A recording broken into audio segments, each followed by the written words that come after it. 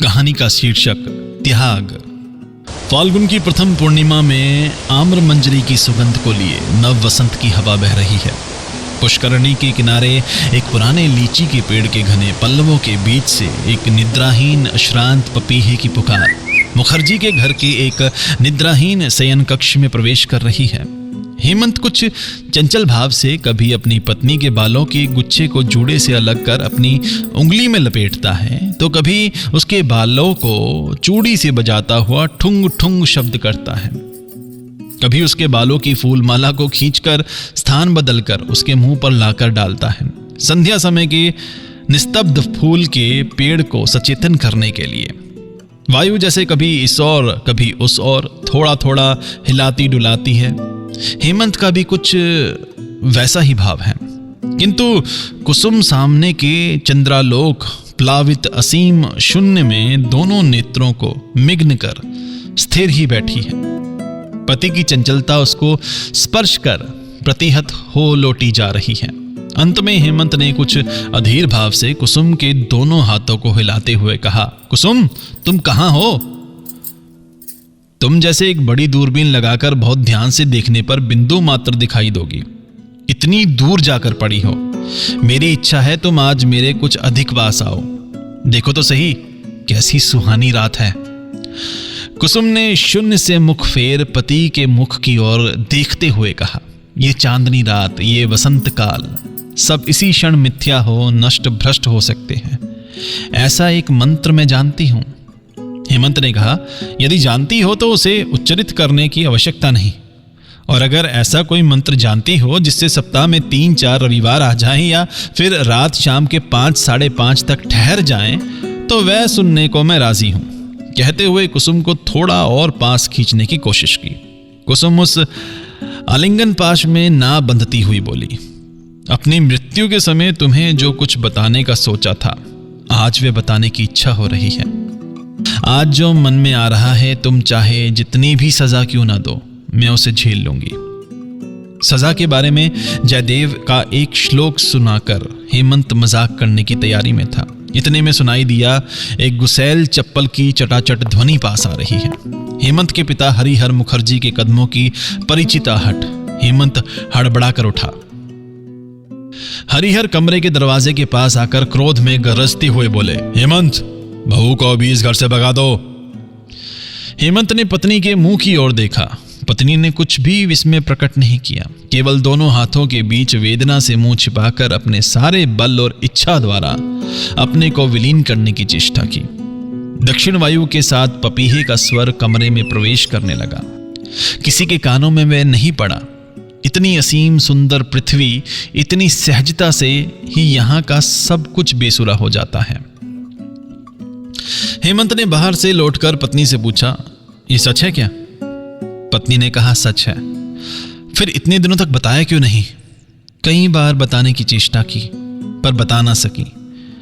मैं बड़ी पापिन हूं, तो आज सब कुछ खोलकर बताओ। कुसुम भी गंभीर दृढ़ स्वर में सब कुछ बता गई कि कैसे अडिग कदमों से, धीर गति से आग के बीच से चलती गई, कितनी दग्ध हो रही थी, कोई ना जान सका। सब कुछ सुनकर हेमंत उठ गया। कुसुम ने समझा जो पति चले गए उनको फिर लौट कर नहीं पा सकेगी। उसे कोई आश्चर्य नहीं हुआ। ये घटना भी जैसे अन्य दिनों की घटना की तरह ही अत्यंत सहज रूप में उपस्थित हुई। मन में ऐसी ही एक शुष्क जड़ता का संचार हुआ। केवल पृथ्वी और प्रेम अदंत मिथ्या और शून्य से जान पड़े। यहां तक कि हेमंत की अतीत की सारी प्रेम वार्ताएं स्मरण कर अत्यंत नीरस कठिन निरानंद हंसी एक प्रखर धार निष्ठुर कटार के समान उसके मन के एक छोर से दूसरे छोर तक एक दाग छोड़ गई। शायद उसने सोचा, जो प्रेम इतना अधिक सा लगता है, इतना दुलार, इतनी प्रगाढ़ता, जिसका तिल मात्र विच्छेद ऐसा मर्मांतक, जिसका मुहूर्त मात्र मिला इतना घनानंद में, जो असीम अनंत जैसा लगता है, जन्म जन्मांतर प्रयत्न जिसके अवसान की कल्पना नहीं की जा सकती, वह प्रेम यह है। इतने जरा से ये पर निर्भर समाज ने जैसे ही जरा सा आघात किया, वैसे ही असीम प्रेम चूर्ण हो मुट्ठी भर धूल में परिणत हो गया। हेमंत कंपित स्वर में अभी कुछ ही देर पहले कानों के पास कह रहा था, सुहावनी रात, वह रात जो अभी भी समाप्त नहीं हुई है, अभी भी वही पपीहा पुकार रहा है, दक्षिण वायु मसहरी हिलाती बही चली जा रही है और ज्योत्सना सुख श्रांत सुप्त सुंदरी के समान वातायनवर्ती पलंग के एक छोर पर निमग्न हो पड़ी है। सब मिथ्या है। प्रेम मेरे से भी अधिक मिथ्यावादी, मिथ्याचारी है। दूसरे दिन प्रातः ही उनिंदीपन से बेसुद्ध हेमंत पागल की तरह प्यारी शंकर घोषाल के घर जा पहुंचा। प्यारी शंकर ने पूछा, कहो जी क्या खबर है? हेमंत भयानक आग सा धधका और फिर जलते जलते कांपते कांपते बोला, तुमने हमारी जाति भ्रष्ट की है, सर्वनाश किया है, तुम्हें इसकी सजा भोगनी होगी। कहते कहते उसका कंठ रुद्र हो गया। प्यारी शंकर थोड़ा हंसकर बोला, और तुम लोगों ने मेरी जाति की रक्षा की है, मेरे समाज की रक्षा की है, मेरी पीठ पर प्यार से हाथ फेरा है। मेरे प्रति तुम लोगों का बड़ा जतन, बड़ा प्रेम है। हेमंत की इच्छा हुई उसी क्षण प्यारी शंकर को ब्रह्म तेज द्वारा भस्म कर दे, किंतु उस तेज में वह स्वयं ही जलने लगा। प्यारी शंकर अच्छा खासा स्वस्थ निरोग भाव से बैठा रहा। हेमंत ने टूटे कंठ से पूछा, मैंने तुम्हारा क्या बिगाड़ा था? प्यारी शंकर ने कहा, मैं पूछता हूं, मेरी इकलौती बेटी के सिवा मेरी कोई दूसरी संतान नहीं। मेरी उस कन्या ने तुम्हारे पिता के पास जाकर क्या अपराध किया था? तुम तब छोटे थे, तुम शायद नहीं जानते, तो फिर उस घटना को मन लगाकर सुनो, अधीर न होना भैया, इसमें बड़ी उलझने हैं। मेरे दवाद नवकांत मेरी कन्या के गहने चुराकर जब विलायत भाग गए तब तुम बच्चे ही थे। फिर 5 वर्ष बाद जब वे बैरिस्टर होकर देश लौट आए तो मोहल्ले में जो हो हल्ला मचा, शायद तुम्हें कुछ कुछ याद हो सकता है तुम नहीं भी जानते हो। उस समय तुम कलकत्ते के स्कूल में पढ़ते थे। तुम्हारे पिता गांव के मुखिया होकर बोले, अगर कन्या को पति गृह में भेजने का इरादा हो तो फिर उस कन्या को घर में वापस नहीं बुला सकोगे। मैंने उनसे हाथ पैर जोड़कर कहा, भैया इस बार तुम मुझे क्षमा करो, मैं लड़के को गोबर खिलाकर प्रायश्चित करवाता हूं, तुम लोग उसे जात में ले लो। तुम्हारे पिता किसी भी तरह राजी ना हुए। मैं भी अपनी एकमात्र कन्या को छोड़ ना सका। जात छोड़ी, देश छोड़ा, कलकत्ते में आकर घर बसाया। यहां आकर भी विपत्ति टली नहीं। जब अपने भतीजे के विवाह की सारी तैयारी कर ली तब तुम्हारे बाप ने कन्या पक्ष को उत्तेजित कर विवाह तोड़वा दिया। मैंने भी प्रतिज्ञा की, यदि इसका बदला ना लूं तो मैं ब्राह्मण का लड़का नहीं। अब तुम थोड़ा बहुत समझ पाए होंगे, लेकिन और जरा सब्र करो, सारी घटना सुनने पर खुश होंगे, इसमें बड़ा रस है। तुम जब कॉलेज में पढ़ते थे तब तुम्हारे डेरे के बगल में ही विप्रदास चटर्जी का मकान था। बेचारे अब नहीं रहे। चटर्जी बाबू के घर में कुसुम नाम की एक बाल विधवा अनाथ कायस्थ कन्या आश्रिता थी। लड़की बड़ी सुंदर थी। वृद्ध ब्राह्मण कॉलेज के जवान छोकरों की नजर से उसे बचाकर रखने के लिए कुछ चिंताग्रस्त हो गए थे, लेकिन बूढ़े आदमी की आंखों में धूल झोंकना एक लड़की के लिए कुछ भी मुश्किल नहीं था। लड़की अक्सर छत पर कपड़े सुखाने जाती और बिना छत पर गए शायद तुम्हें भी पाठ कंठस्थ न होता। दोनों छतों से तुम दोनों में परस्पर किसी प्रकार की बातचीत होती या नहीं, ये तो तुम दोनों ही जानो। किंतु लड़की के रंग ढंग देखकर बूढ़े के मन में भी संदेह जगा, क्योंकि घर के कामकाज में लगातार चूक होने लगी और तपस्विनी गौरी के समान दिन ब दिन वह आहार निद्रा का त्याग करने लगी। कभी कभी तो वे संध्या समय बूढ़े के सामने ही बिना बात आंसू नहीं रोक पाती। अंत में बूढ़े ने यह आविष्कार किया कि छत पर तुम दोनों में मौके बेमौके चुपचाप साक्षात्कार होता रहता है। यहां तक कि कॉलेज ना जाकर दोहन में छत के ऊपर की परछत्ती की छाया तले छत के कोने में तुम पुस्तक हाथ में लिए बैठे रहते।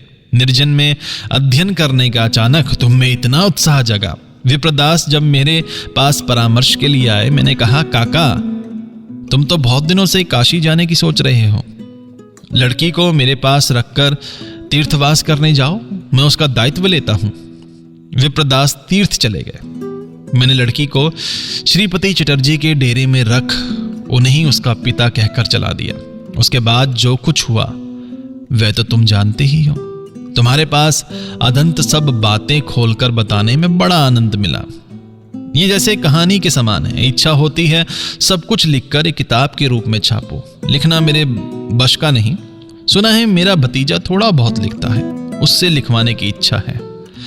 पर यदि तुम दोनों मिलकर लिखो तो सबसे उत्तम होगा, क्योंकि कहानी का उपसंहार मेरा अच्छी प्रकार जाना हुआ नहीं है।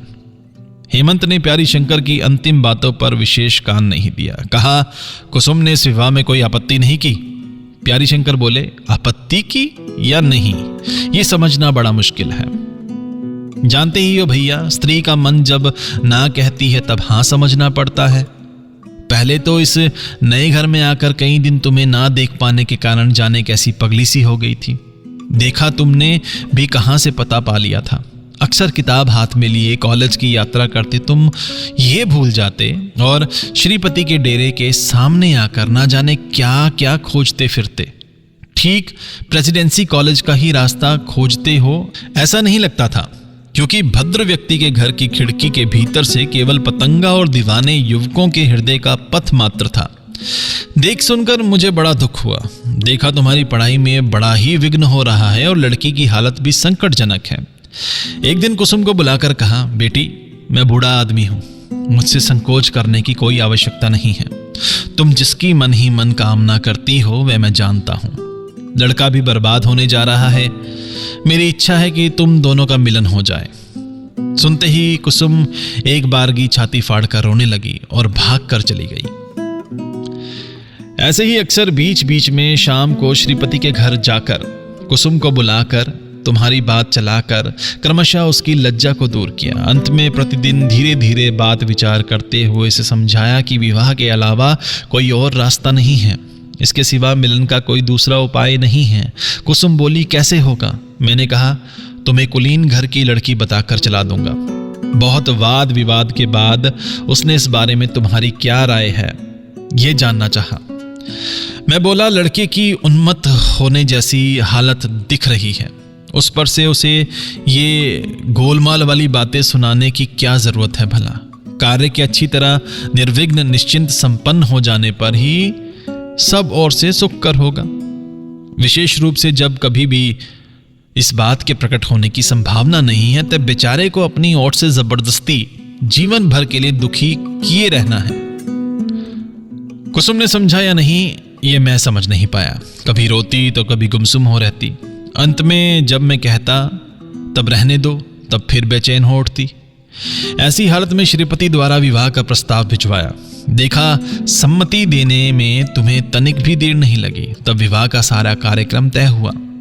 विवाह से कुछ देर पहले कुसुम नहीं कर बैठी। हम लोग उसे किसी प्रकार वश में नहीं कर पा रहे थे। वे मेरे हाथ पांव जोड़ती कहती, रहने दीजिए ताऊ जी। मैंने कहा, ये कैसी बला है? सब कुछ तय हो गया है, अब क्या कहकर लौटाया जाए? कुसुम ने कहा, तुम ये खबर फैला दो कि मेरी अचानक मृत्यु हो गई, मुझे यहां से कहीं दूर भेज दो। मैंने कहा, तब लड़के की क्या दशा होगी? उसकी बहुत दिनों की आशा कल पूरी होगी। जान वह मानो स्वर्ग में चढ़ बैठा है। आज मैं सहसा उसे तुम्हारी मृत्यु की खबर दूंगा, फिर दूसरे दिन तुम्हारे पास उसकी मृत्यु का संवाद पहुंचाना होगा, और फिर उसी दिन संध्या को मेरे पास तुम्हारी मृत्यु का संवाद आएगा। मैं क्या इस बुढ़ापे में स्त्री हत्या, ब्राह्मण हत्या करने बैठा हूं? उसके बाद शुभ लग्न में शुभ विवाह संपन्न हुआ। मैंने अपने एक कर्तव्य अदायगी से मुक्ति पा चैन की सांस ली। उसके बाद जो हुआ वह तुम जानते हो। हेमंत ने कहा, हमारे साथ जो करना था वह तो तुमने किया, अब इस बात को खोला क्यों? प्यारी शंकर ने कहा, मैंने जब देखा कि तुम्हारी छोटी बहन का विवाह बिल्कुल तय हो गया है तब मनी मन सोचा एक ब्राह्मण की जात ली, लेकिन वह केवल कर्तव्य बोध के कारण। फिर एक ब्राह्मण की जात जाएगी, मेरा कर्तव्य है इसे रोकना, इसलिए उन्हें पत्र लिखा। बताया हेमंत ने जो शूद्र कन्या से विवाह किया है उसका प्रमाण है। हेमंत ने बड़ी कठिनाई से धैर्य रोककर कहा, अगर मैं इस लड़की को त्याग दूं तो उसकी क्या दशा होगी? आप उसे आश्रय देंगे? प्यारी शंकर ने कहा, मेरा जो काम था मैंने किया, अब दूसरे की परित्यक्ता स्त्री को पालना मेरा काम नहीं है। अरे भाई सुनो, हेमंत बाबू के लिए बर्फ डालकर एक गिलास डाब का पानी ले आओ और साथ में पान भी ले आना। हेमंत ने इस सुशील आतिथ्य की प्रतीक्षा ना की और चला गया। कृष्ण पक्ष पंचमी अंधेरी रात, पक्षी बोल नहीं रहे हैं। तालाब के किनारे लीची का पेड़ जैसे काले चित्रपट पर प्रगाढ़ दाग के समान पोता गया है। केवल दक्षिण वायु इस अंधकार में अंधभाव से चक्कर काट रही है, मानो उसे रात के पंजे ने दबोच रखा हो, और आसमान के तारे निर्निमेष सतर्क नेत्रों से प्राणपण से अंधकार भेद कर ना जाने क्या रहस्य आविष्कार करने में लगे हैं। शयन कक्ष में दीपक नहीं जल रहा है। हेमंत खिड़की के पास पलंग पर बैठा सामने के अंधकार की ओर ताक रहा है। कुसुम धरती पर दोनों हाथों से उसके पैर पर लिपट मुख रखे पड़ी है। समय जैसे स्तंभित समुद्र के समान स्थिर बना हुआ हो, जैसे अनंत निशिथिनी के ऊपर अदृष्ट चितेरे ने इस एक चिरस्थायी चित्र को अंकित कर रखा है। चारों ओर प्रलय, बीच में एक विचारक एवं उसके पैरों के पास एक अपराधिनी। फिर चप्पल की आहट सुन पड़ी। हरिहर मुखर्जी द्वार के पास आकर बोले, बहुत देर हो गई और अधिक समय मैं नहीं दे सकूंगा। लड़की को कमरे से बाहर निकालो, भगाओ उसे। कुसुम ने यह स्वर सुनते ही एक बार मुहूर्त भर के लिए जीवन की साध मिटाते हुए हेमंत के दोनों पैरों को दुगने आवेग से जकड़ कर पकड़ा। चरण चुंबन कर पैर की धूली माथे पर ले पैर छोड़ दिए। हेमंत उठकर गया, पिता से बोला, मैं पत्नी को त्याग नहीं सकता। हरिहर गरज कर बोले, जात खोना है क्या? हेमंत ने कहा, मैं जात पात नहीं मानता। तब तू भी यहां से दूर हो जा।